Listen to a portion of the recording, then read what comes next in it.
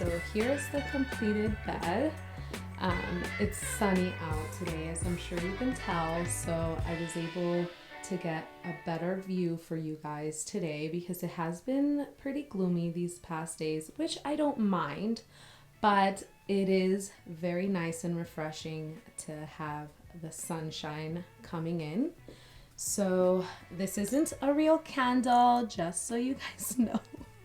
It looks pretty real, but this is the Studio McGee tray and the pillows. If you guys probably saw from one of my latest videos from my Target haul, these were the pillows that I purchased with the tray, and I really love how it looks.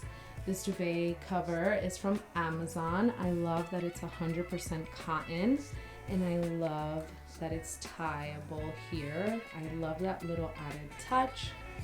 And just the typical at the nightstand, and I have some dried lavender, so I love that little touch.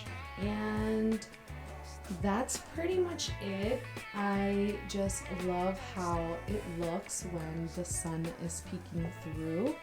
And here I have, there's our Holy Family. And I did change this art. I don't think I got to share this with you guys, but I got this at Hobby Lobby.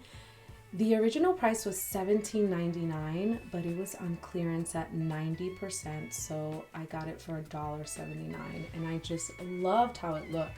So this was a great find and score.